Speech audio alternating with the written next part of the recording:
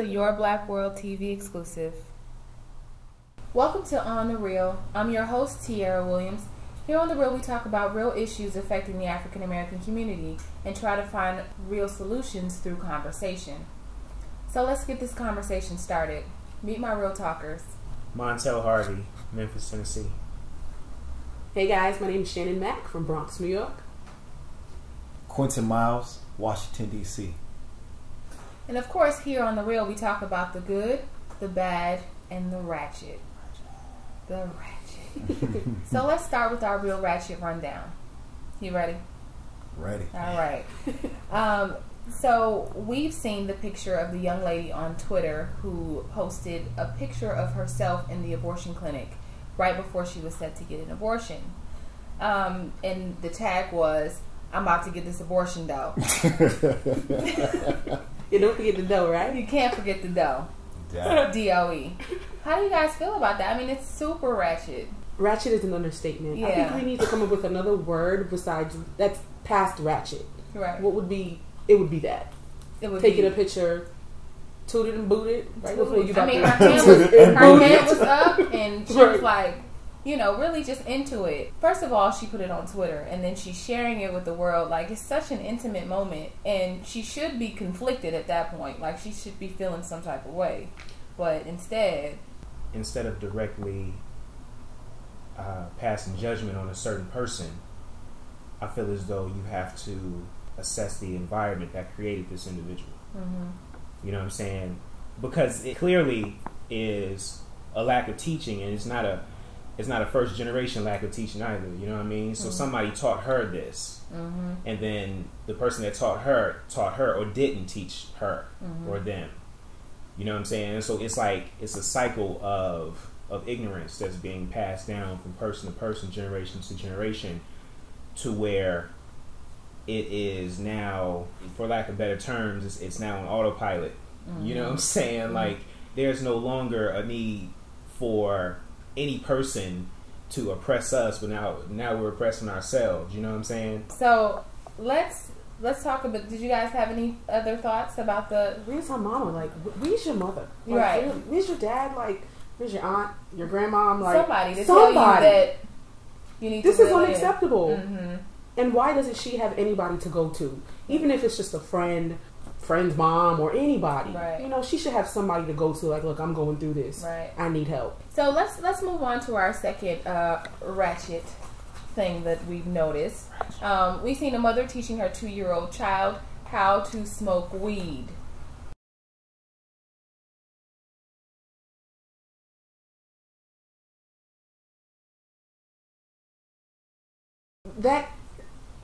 That's unimaginable. Like, Right. that's crazy to me. Yeah. I mean, I'm just really at a loss for words.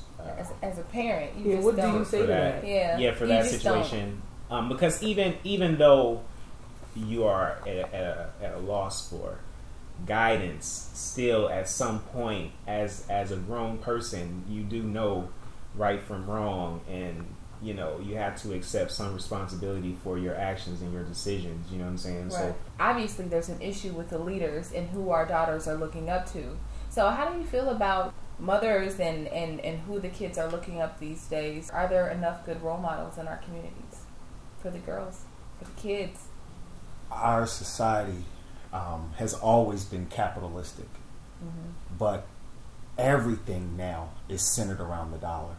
You know, even when I look at sports and I'm watching, like, you know, guys that play football and basketball, I'm wondering, when in the world did we start revering people that were just like fast or could catch a ball?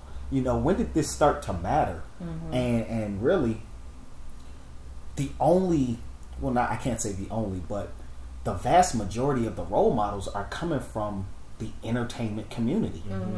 And number one, they didn't sign up to be role models. Right. They wanted to be entertainers. They grew up and was like, you know, I want to entertain. So it is a pressure that's put on them that they did not ask for. But I feel like that comes along with the territory. Absolutely. They have a responsibility. But only because we've put that responsibility on them. Agreed. No, I don't agree with that at all. Not in the least bit. Because anytime you're in the forefront of a community and you're a leader, then that's what you are. You're a leader. But they're a leader because they can sing well? But no, if you can sing, any of us who are artists, we know that you probably spend 10% of your time actually doing what it is that you wanted to do. You know what I'm saying? The rest of the time is maybe learning the craft. It's grinding it out. Grinding, marketing, PR, all this other stuff. You know what I'm saying? So it's not solely because they can sing, but they have some type of intelligence or... Not Trinidad James, but... No, not Trinidad James. Well, okay. You really want to have a conversation. No, okay, so some people have a certain amount of wisdom as far as certain things are concerned. You know what I'm saying? So as far as being able to hold a conversation or being able to have an intelligent or well-rounded thought about something, a lot of people don't have that. However, they understand money, or they know how to use it or invest it or whatever, or they have an intuition about people. So for you, I don't care who you are.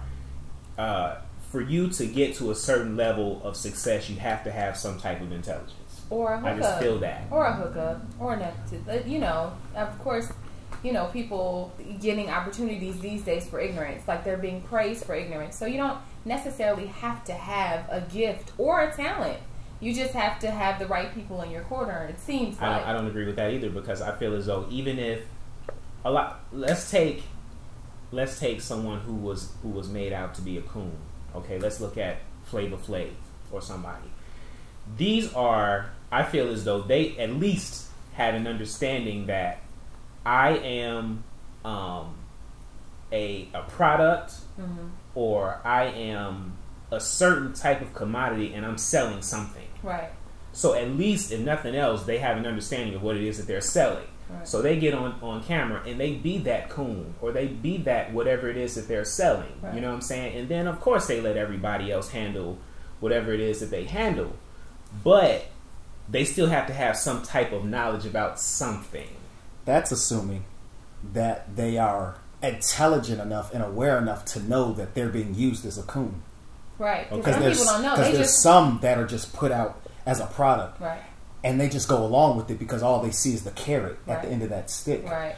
Also, success is such a subjective topic and idea that one person's success is not the other person's success. You know, success for my child could be, if I had a daughter, you know, I want to raise her right in the way that I treat her is the way that I would want her to go, you know, and find a guy that treats her that way. And if she found a guy that treated her that way, treated her like the queen that she is, and took care and provided for their family, then that's success in my eyes. But some other people might say that success is, oh man, if I got the 7-figure check. All I'm saying is that success is subjective. We are seeing that our children want to grow up, and not only our children, but our adolescents, and not only our adolescents, but young adults.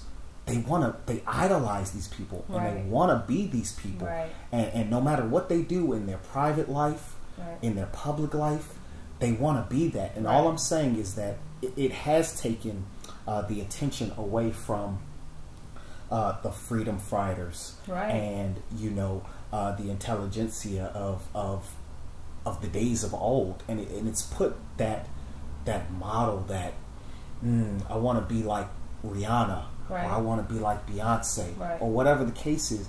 And I just don't believe, and again, it's not up for Beyonce or Rihanna to raise my kid. Right. Or for my kid to want. Yeah, right. Yeah. It's our responsibility. Right. And that's not, Beyonce didn't say, you know what, I'm going to practice this craft.